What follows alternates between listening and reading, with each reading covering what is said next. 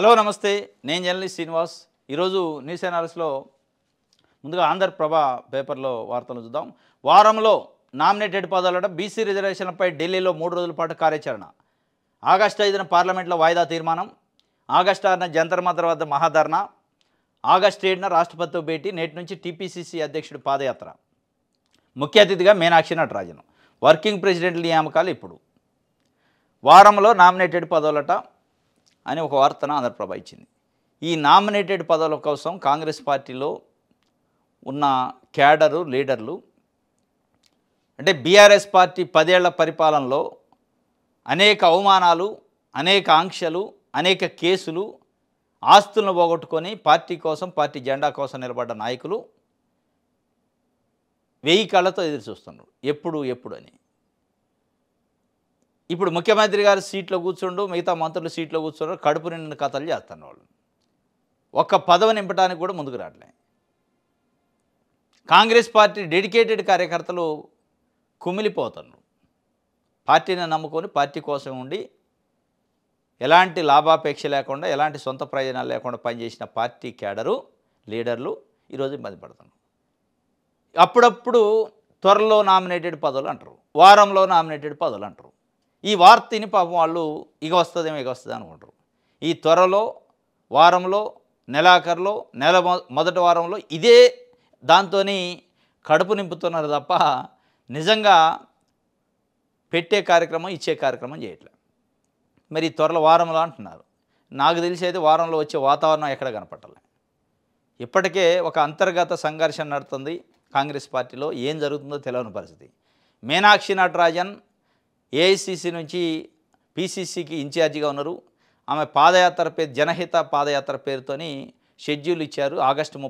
July 31 నుంచి August 6 వరకు నేను పాదయాత్ర చేస్తా ఉమ్మడి 6 జిల్లాల్లో అని చెప్పి ఏ జిల్లాలో ఎక్కడెక్కడ అనేది షెడ్యూల్ కూడా ఇచ్చారు పీసీసీ అధ్యక్షుడితో సహా. అట్ ద సేమ్ టైం ముఖ్యమంత్రి గారు 5, 6, 7 తేదీల్లో చలో ఢిల్లీ కార్యక్రమం పెట్టుకున్నారు. అసలు ఏం జరుగుతుంది, రేవంత్ రెడ్డిని అధిష్టానం పక్కన పెట్టే కార్యక్రమం చేస్తుందా, సైడ్ చేసిందా అనే ఒక వాతావరణం వచ్చాక నిన్న మళ్ళా ముఖ్యమంత్రి గారు కేసీ వేణుగోపాల్ గారికి ఏఐసిసి అగ్రనేతలు కంప్లైంట్ చేసిండు. నేను ముఖ్యమంత్రి ఉంటే నాకు కనీసం సమాచారం లేకుండా పాదయాత్రలు నా రాష్ట్రంలో పెట్టింది అని చెప్పి. అప్పుడు ఆయన ఏఐసిసి నుంచి కేసీ వేణుగోపాల్ గారు అటుకే మీనాక్షి నటరాజన్కి, మహేష్ కుమార్ గౌడ్ గారికి, రేవంత్ రెడ్డికి ఫోన్ చేసి సమన్వయం చేసుకోండి, బయటికి పోకుండా అని చెప్పిండట. అప్పుడు మీనాక్షి నటరాజన్ గారు, మహేష్ కుమార్ గౌడ్ గారు ఇద్దరు కలిసి ముఖ్యమంత్రి రేవంత్ రెడ్డి ఇంటికి పోయి కలిశారట. ఆయన ఆగ్రహం వ్యక్తం చేసినట్టు, నాకు తెలియకుండా ఎట్లా పెడతారు అని చెప్పి. నీకు చెప్పేది అవసరం లేదు, నేను పార్టీ ఇన్ఛార్జి, నువ్వు ప్రభుత్వానికి ఇన్ఛార్జి, పీసీసీ అధ్యక్షుడు చెబుతా నేను ఏదైనా ఉంటే నీకెందుకు చెప్పాలన్నదట. డైరెక్ట్ అటాక్ అయిందట. ఇద్దరి మధ్య తీవ్రమైన వాగ్వివాదం జరిగిందని ఒక మనకి ఆఫ్ ద రికార్డు తెలుస్తుంది. క్లియర్గా చెప్పిందట, నేను పార్టీకి ఇన్ఛార్జు, నేను పోయేది పాదయాత్ర పార్టీ కోసం, పార్టీ కార్యక్రమం, అది మీ ప్రభుత్వానికి సంబంధించింది కాదు, మీ ప్రభుత్వాన్ని అయితే మీకు చెప్తాం అని చెప్తే, ఏదేమైనప్పటికీ నేను ముఖ్యమంత్రిని కదా, కాంగ్రెస్ పార్టీ అధికారంలో తెచ్చింది నేను, నాకు తెలియకుండా ఎట్లా పెడతారు, నేను అంత అసమర్థునంటే నన్ను తీసేయండి అనే ఒక, అంటే ముఖ్యమంత్రిగా తొలగించండి అవసరం అయితే కానీ ఇట్లా అవమానించొద్దు, ప్రజల్లో ఒక నెగిటివ్ సంకేతాలను పంపొద్దు అని చెప్పిండట. ఆమె చాలా తీవ్రంగానే దాన్ని ఎదుర్కొందట. మొత్తానికి ఏం చేశారంటే, మీనాక్షి నటరాజన్ ఆధ్వర్యంలో ఉన్న పాదయాత్రని మహేష్ కుమార్ గౌడు పీసీసీ అధ్యక్షుడు ఆధ్వర్యంలో జరుగుతుంది, దానికి ముఖ్య అతిథిగా మీనాక్షి నటరాజన్ హాజరవుతుంది అని ఇట్లా తిప్పారు. సరే, ఎట్లా తిప్పినా ముఖ్యమంత్రి గారి పరిస్థితి ఏంది, కాంగ్రెస్ పార్టీలో ఏం జరుగుతుంది అనేది స్పష్టంగా, అంటే ఒక ముఖ్యమంత్రి గారు నాకు తెలియకుండా ఎందుకు పెట్టారని ఒక ఆవేదన వ్యక్తం చేయాల్సిన పరిస్థితి, షెడ్యూల్ మార్చండి అని అప్పీల్ ఢిల్లీకి చేసుకోవాల్సిన పరిస్థితి వచ్చిందంటే, ఇక మీరేమి నామినేటెడ్ పదవులు నింపుతారు, మీరేం పీసీసీ వర్కింగ్ ప్రెసిడెంట్ల పదవులు నింపుతారు. కొన్ని నెలల, దాదాపు 10 నెలలు దాటిపోయింది మహేష్ కుమార్ గౌడ్ గారు పీసీసీ అధ్యక్షుడై, కనీసం పీసీసీ కార్యవర్గాన్ని నింపుకోలేని పరిస్థితి.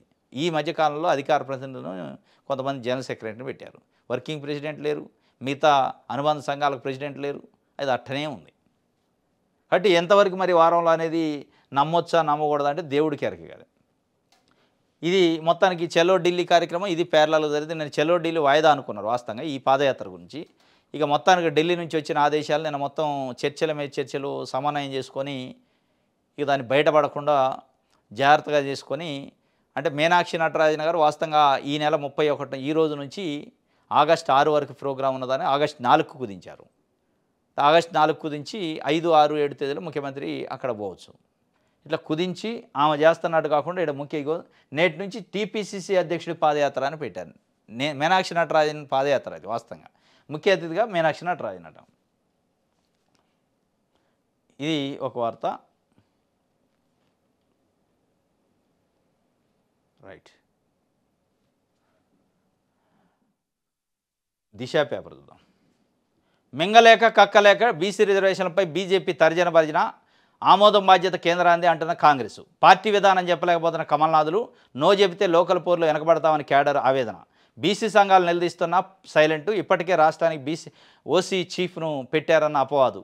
మింగలేక కక్కలేక బీజేపీ తర్జన భర్జన పడుతుందట. అసలు బీజేపీ కేంద్ర నాయకత్వానికి తెలంగాణలో ఒక బీజేపీ శాఖ ఉంది.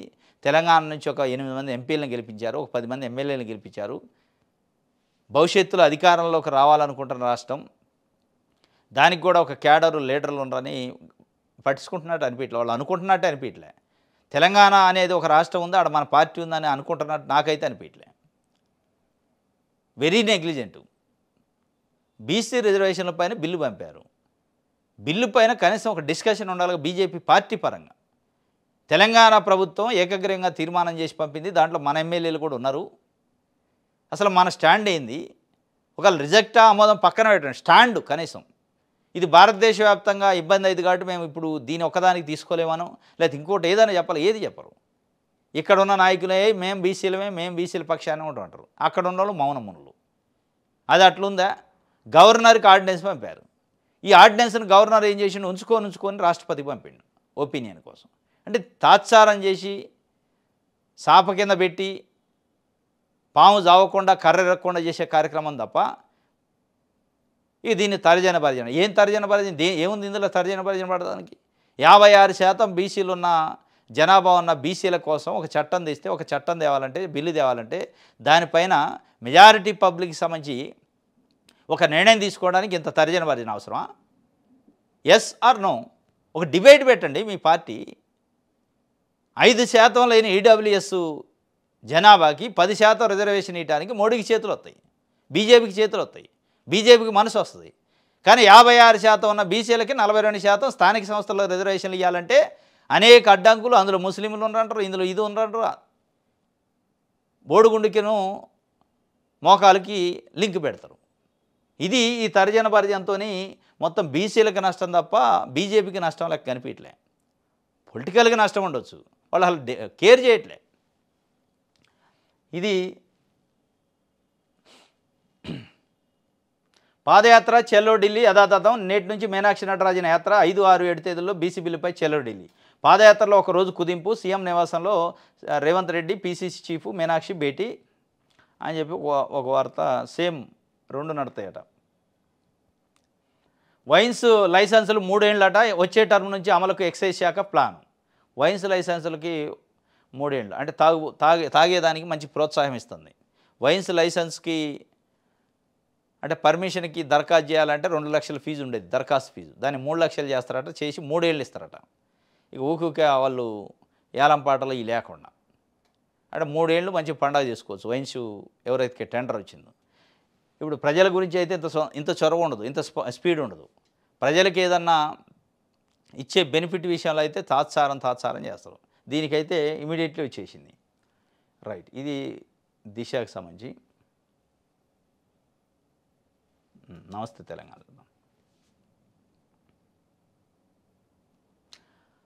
రేవంత్ బాబు దందా మన 2 నదులు గోవింద. బనకచెర్లతో గోదావరికే కాదు కృష్ణానదికి చంద్రబాబు వేస్తారు. నాగరసాగర్ నీళ్లను కొల్లగొట్టి ఎత్తుగాడు చేస్తున్నారు. కాంగ్రెస్ పార్టీకి మరణ శాసనమే, బనకచెర్లతో పార్టీకి సమాధే. కాంగ్రెస్ ఎమ్మెల్యేల కొతుకుత, రేవంత్పై రగులుతున్న నేతలు, బనకచెర్లపై ధిక్కార స్వరం. పీసీసీ, సీఎల్పీ క్యాబినెట్లో చర్చించి తీరాలంటే డిమాండు. ఆ తర్వాతే ప్రతిపాదిత కమిటీకి పేర్లు ఇవ్వాలని స్పష్టీకరణ. కాదని వెళితే రాజకీయంగా తలలెగరడం ఖాయమని హెచ్చరిక. ఒక్కడి కోసం మా భవిష్యత్తు పణంగా పెట్టాలనా అని ప్రశ్న. ఇక్కడ వ్యతిరేకించి ఢిల్లీలో సంతకం ఎలా పెడతారని నిలదీత. పీసీసీ, సీఎల్పీ క్యాబినెట్లో చర్చించి తీరాలంటూ డిమాండ్ అట. దాని తర్వాతనే ప్రతిపాదిత కమిటీకి పేర్లు ఇవ్వాలని స్పష్టీకరణ. ఈ ప్రతిపాదిత కమిటీ ఎక్కడి నుంచి వచ్చింది అసలు? ముఖ్యమంత్రి రేవంత్ రెడ్డి గారు, ఏపీ ముఖ్యమంత్రి చంద్రబాబు నాయుడు గారు జలశక్తి శాఖ మంత్రితో సమావేశం అయిన తర్వాత బయటకు వచ్చి ప్రెస్ కాన్ఫరెన్స్లో చెప్పిండు, బనకచెర్లను మీరు అడ్డుకున్నారా అంటే అడ్డుకోవటం ప్రసక్తి లేదు, బనకచెర్ల ప్రస్తావన రానప్పుడు ఎందుకు అడ్డుకోవాలా అన్నాడు. మరి ఈ ప్రతిపాదిత కమిటీ దేనికోసం? తెలంగాణకి ఆంధ్రప్రదేశ్కి ఉత్తరాలు రాసింది జలశక్తి శాఖ మంత్రి. మూడు పేర్లు పంపండి బనకచెర్ల పైన అధ్యయనం చేయడానికి అని. అంటే అసలు బనకచెర్ల టాపిక్కే రానప్పుడు ఈ ప్రతిపాదిత కమిటీ ఎందుకు వేస్తుంది జలశక్తి శాఖ? అంటే ఆంధ్రప్రదేశ్ బనకచెర్ల కట్టుకోవడానికి మన ఆఫీసర్లపై అధ్యయనం చేయాలన్నా? అధ్యయనం చేసి నో అబ్జెక్షన్ చెప్పాలన్నా? ఏం నడుస్తుంది తెలంగాణలో, ఏం చేస్తుంది కాంగ్రెస్ పార్టీ అనేది అలా సగటు తెలంగాణ ప్రజలు ప్రశ్నిస్తున్నారు. అంటే చంద్రబాబు నాయుడు గారు నిర్మించుకోవడానికి తలపెట్టిన 81,000 కోట్ల రూపాయల కాంట్రాక్టర్ల కమిషన్ కోసం పెట్టుతున్న ప్రాజెక్టు కోసం తెలంగాణ ఆఫీసర్లను అపాయింట్ చేసి నియమించి తెలంగాణని అధ్యయనం చేసి వాళ్ళకి ఎన్ఓసి ఇవ్వటమా? ఇంతకంటే దౌర్భాగ్యం ఇంకొకటి అని ఉంటుందా? ఇప్పటికే సాగునీటి రంగ నిపుణులు చెప్తున్నారు, బనకచెర్ల అనేది మరో కాళేశ్వరం, బనకచెర్ల ఫీజిబిలిటీ లేని పాజిబిలిటీ లేని ప్రాజెక్టు. చంద్రబాబు నాయుడు గారే పదే వరద జలాలు మిగిలి జలాలతో సముద్రంలో కలిసే జలాలతోనే నిర్మిస్తున్నా అంటాడు. సిడబ్ల్యూసి ఈ దేశంలో భారతదేశంలో ఏదన్నా రాష్ట్రంలో సాగునీటి ప్రాజెక్ట్ నిర్మించాలంటే సెంట్రల్ వాటర్ కమిషన్ పర్మిషన్ ఇవ్వాలి. పర్మిషన్ ఇచ్చేటప్పుడు ప్రాథమికంగా ఏమి చూస్తుందంటే అసలు మీరు అడుగుతున్న ప్రాజెక్టుకి నీటి కేటాయింపులు ఎన్ని ఉన్నాయని అడిగింది. ఇలా ఈరోజు చంద్రబాబు నాయుడు గారు ప్రపోజ్ చేస్తున్న బనకచెర్లకి నీటి కేటాయింపులు లేవు. ఆయనే చెప్తున్నారు వరద జలాలు మిగిలి జలాలు కేటాయింపులు లేవు అని. కేటాయింపులు లేని ప్రాజెక్టుకి నిధులు ఎట్ట కేటాయిస్తారు, పర్మిషన్లు ఎట్ట వస్తాయి? రావు కదా, తెలిసిందే అది. దేనికోసం మరి ప్రాజెక్టు?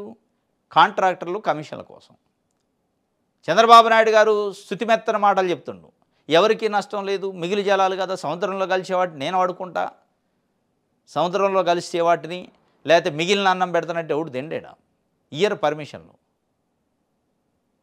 హోటల్లో పనిచేసే వెయిటర్స్కి, హోటల్లో పనిచేసే స్టాఫ్కి హోటల్ యజమాని హోటలు మీరు వడ్డించుతూ ఉండండి, మిగిలితే పెడతా లేకపోతే లేదంటే పని చేస్తాడు. ఇస్తారా జాబు? పని చేస్తాడు. ఇక అట్లే ఉంది. ఈ మిగిలితే పెడతా అన్నాం లేదంటే కడుపు మాడి సావాలన్నా? అంటే 81,000 కోట్ల రూపాయలు పెట్టి డబ్బులు పెట్టి తెసిపోయి అందులో పెట్టి నేను మిగిలితే వాడుకుంటా లేదంటే ఒక 10 ఏళ్ళు మిగలవు, వరద జలాలు రావు, మిగిలి జలాలు ఉండవు. అప్పుడు ఇన్ని వేల కోట్ల రూపాయలు డబ్బులు పెట్టి దుర్వినియోగమేగా నిధులు. ఈ మెయింటెనెన్స్ అంత కష్టమే కదా, నష్టమే కదా. అంటే ఎవరికి చెబుతున్నారు లాజిక్? ఏదో వరద జలాలు మిగిలి జలాలు అని కుంటి సాకులు ముసలి కన్నీర్లు కార్చి తెలుగు ప్రజలను మోసం చేసే కార్యక్రమం చేస్తున్నారు. దాంట్లో రేవంత్ రెడ్డి కూడా పావుకు మారాడు. బనకచెర్ల ప్రస్తావన లేదన్నట్టు కమిటీ పేర్లు పంపండి అని వాళ్ళు లిస్టు పంపారు. ఇది బనకచెర్లకు సంబంధించి మీనాక్షి మిషను, రేవంత్ టెన్షను, పాదయాత్రపై కాంగ్రెస్లో కయ్యం, ఇద్దరి మధ్య తారాస్థాయికి చేరిన విభేదాలు మరింత చిచ్చుపెట్టిన పాదయాత్ర నిర్ణయం. పాదయాత్రను అడ్డుకునేలా సీఎం పావులు, ఆపేది లేదంటూ మొండికేసిన పార్టీ ఇన్ఛార్జు. రంగంలోకి అధిష్టానం సయ్యద్దికి యత్నం. ఇది రైట్. జంపు జిల్లాలపై నేడే తీర్పు. పార్టీ ఫిరాయించిన ఎమ్మెల్యేలు భవిత నిర్ణయించిన సుప్రీంకోర్టు 10 మంది బీఆర్ఎస్ ఎమ్మెల్యేలు కాంగ్రెస్ పార్టీలో జాయిన్ అయ్యారు. మాజీ స్పీకర్ పోచారం శ్రీనివాసరెడ్డితో సహా, మాజీ డిప్యూటీ సీఎం కడియం శ్రీహరితో సహా, దానం నాగేందరు. ఇక ఆయన అయితే ఇంకొక అడుగు ముందుకేసి జాయిన్ కావటమే కాదు, సికింద్రాబాద్లో హస్తం గుర్తుపైన పార్లమెంటుకు పోటీ చేసిండు. వీళ్ళందరిపైన బీఆర్ఎస్ పార్టీ కోర్టులో కేసు వేసింది సుప్రీంకోర్టు. దానిపైన ఈరోజు తీర్పు ఉంది. ఏం జరిగిద్ది అని. స్పీకర్కి ఏమైనా డైరెక్షన్ ఇస్తుందా? ఇస్తే ఏమేస్తుంది? వీళ్ళ భవిష్యత్తు ఏంది, భవితవ్యం ఏంది? ఇప్పటికే జూబ్లీస్లో బై ఎలక్షన్స్ రెడీగా ఉంది. ఒకవేళ సుప్రీంకోర్టు ఈ 10 మందిని అనర్హులు చేస్తే 10 ఉప ఎన్నికలు వస్తాయి రాష్ట్రంలో. 10 ఉప ఎన్నికలు వస్తే కాంగ్రెస్ పార్టీ పరిస్థితి ఏంది, బీజేపీ పార్టీ పరిస్థితి ఏంది, బీఆర్ఎస్ పార్టీ పరిస్థితి ఏంది? ఇప్పుడున్న రాజకీయ పరిస్థితుల్లో ఈ 3 పార్టీల్లో ఏ పార్టీ కూడా ఎన్నికలకు సిద్ధంగా లేదు నాకు తెలిసి. అయితే ఇప్పుడున్న వాతావరణంలో మూడింటికి ఇబ్బందులే ఉన్నాయి. కాంగ్రెస్కి ఏం ప్రభుత్వం పైన వ్యతిరేకత, బీజేపీకి అయోమయం, గందరగోళం, వర్గాలు మామూలు వర్గాలు లేవు. డైరెక్ట్గా నువ్వెవడంటే నువ్వెవడనే స్థాయికి వాళ్ళది పోయిన ఎంపీలే డైరెక్ట్గా తిట్టుకునే పరిస్థితి. ఇక బీఆర్ఎస్ పరిస్థితి అంతర్గత కుమ్ములాట నడుస్తూనే ఉంది. కవిత విషయంలో చర్యలు తీసుకోవాలని కేటీఆర్ అంటే అది నాకు వదిలేయని ఆయన వదిలేసిండు.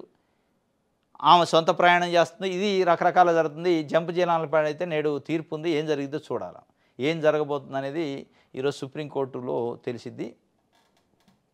ఆంధ్రజ్యోతి చూద్దాం.